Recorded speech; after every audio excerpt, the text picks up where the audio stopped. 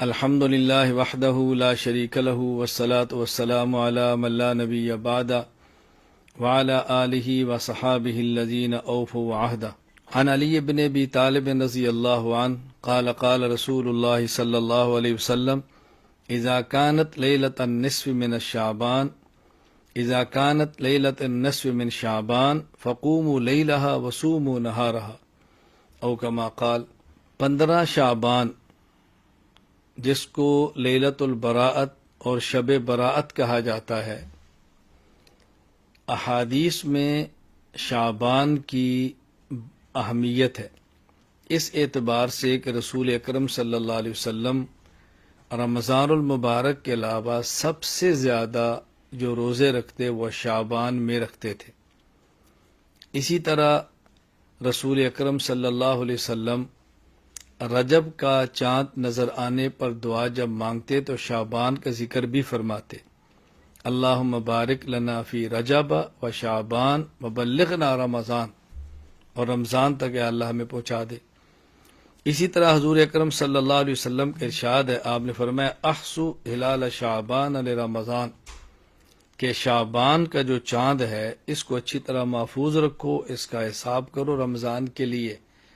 تو چونکہ شعبان رمضان کا مقدمہ ہے، شعبان رمضان کی تمہید ہے، شعبان رمضان المبارک کی تیاری ہے، اس کی خاص اہمیت احادیث کے اندر آئی ہے۔ پھر شعبان میں 15 شعبان یعنی 15ویں رات، اس کو لیلۃ البراءت کہا جاتا ہے عربی میں، اور ہمارے اس کو شب براءت کہتے ہیں۔ یعنی یہ وہ رات ہے کہ جس میں اللہ تعالیٰ خصوصیت سے توبہ قبول فرماتے ہیں، لوگوں گناہوں کو معاف فرماتے ہیں، اللہ تعالیٰ رحمت عطا فرماتے ہیں اس رات کو۔ اس رات کے بارے میں بطور خاص حضرت علی رضی اللہ تعالیٰ عنہ سے حدیث موجود ہے جو کہ سنن ابن ماجہ حدیث نمبر 1388۔ اسی طرح امام بہقی کی شعب الایمان جلد 3 صفحہ 378 پر روایت موجود ہے کہ حضرت علی رضی اللہ تعالیٰ عنہ نے فرمایا کہ رسول اکرم صلی اللہ علیہ وسلم نے ارشاد فرمایا، اذا كانت لیلۃ النصف من شعبان، جب شعبان کی درمیانی آدھے شعبان کی بات رات ہو یعنی 15ویں شب، فقوموا لیلہا، تو اس رات کو قیام کرو، وصوموا نہارہا، اور دن کا روزہ رکھو۔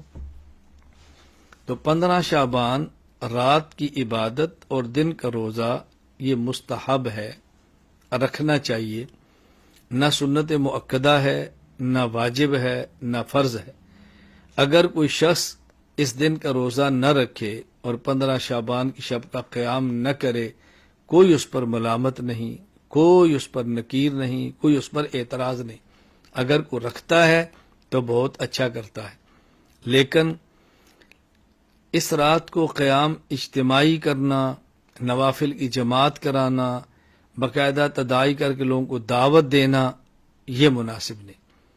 اسی طرح باقاعدہ شعبان کے روزے کے لیے رمضان کے روزے کی طرح عمومی سحری کے اعلان کرنا، عمومی افطاری کے اعلان کرنا، سحری افطاری کا اہتمام کرنا، یہ مناسب نہیں۔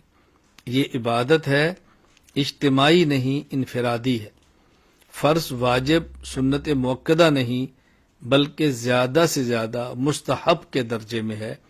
اگر کوئی کرتا ہے تو بہت اچھی بات ہے۔ ہمارے بہت سارے مشائخ سے اس رات کا قیام بھی ثابت ہے، رات کی اہمیت کے پیش نظر عبادت بھی ثابت ہے۔ اللہ تعالیٰ توفیق عطا فرمائے تو کرنی چاہیے۔ ہاں، ایک بات کا بطور خاص خیال رکھیں کہ بعض لوگ وہ ہیں جن کے بارے میں رسول اکرم صلی اللہ علیہ وسلم کا ارشاد ہے کہ ان کی اس رات بھی مغفرت نہیں ہوتی۔ ہمیں اس سے بچنا ہے کہ ہم اس فہرست کے اندر شامل نہ ہوں۔ یہ حدیث شعب الایمان للبیہقی کے اندر موجود ہے، حدیث نمبر 3556۔ الترغیب والترہیب کے اندر موجود ہے، حدیث نمبر 1547، کہ نبی کریم صلی اللہ علیہ وسلم فرماتے ہیں جبرائیل میرے پاس آئے، اتانی جبرائیل علیہ السلام فقال هذه الليلة لیلۃ النصف من شعبان، یہ شعبان کی درمیانی شب ہے یعنی 15ویں شب ہے، وَلِلَّهِ فِيهَا عُتَقَاءُ مِنَ النَّارِ، بعدد شعور غنم کلب، بنی کلب کی بکریوں کے بالوں کے برابر، یعنی بہت بڑی تعداد میں اللہ تعالی جہنم سے لوگوں کو آزادی کا فیصلہ فرماتے ہیں.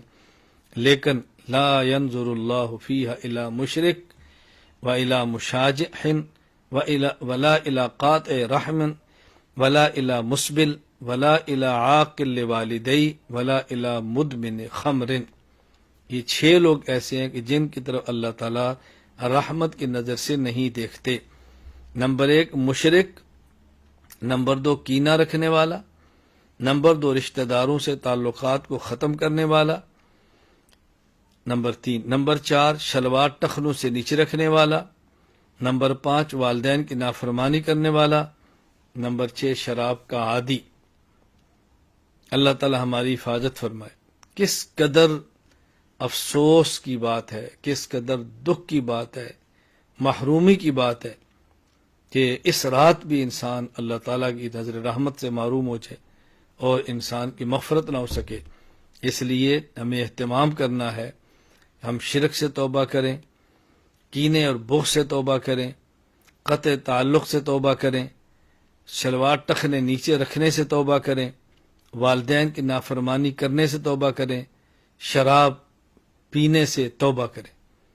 اگر کوئی شخص اس گناہ کے اندر ملوث ہے توبہ کر لے، آئندہ اس گناہ کو نہ کرنے کا فیصلہ کر لے، سچی پکی توبہ کرے. بہرحال میری گفتگو کا خلاصہ یہ ہے، 15 شعبان شب براءت لیلت البراءت کی رات عبادت بھی کر سکتے ہیں، 15 شعبان کو روزہ بھی رکھ سکتے ہیں. نہ تو اجتماعی عبادات کا اہتمام کریں، اجتماعی کا معنی کہ باقاعدہ اعلان کریں، تداعی کریں، اشتہار چھپا کے جمع کریں، انفرادی عبادت ہے. ہاں اگر اتفاقاً کچھ لوگ جمع ہو گئے ہیں، آپ نے تلاوت بیٹھ کے کر لی ہے، ذکر کر لیا ہے، اللہ کا نام لے لیا ہے، بیان ہو گیا ہے، سن لے، تو اس میں کوئی حرج نہیں ہے. ہاں لوگوں کو جمع کر کے بیان کرنا، سمجھانا، یہ ایک الگ چیز ہے. تو عبادت کرنے میں حرج نہیں ہے، مستحب ہے، کرنی چاہیے، لیکن اس کو ضروری نہ سمجھیں، خاص کھانے نہ پکائیں، اور جو عبادت کا اہتمام نہیں کرتا اس کو مجرم نہ سمجھیں، غلط نگاہ سے نہ دیکھیں، اور توبہ کا بہت زیادہ اہتمام کریں.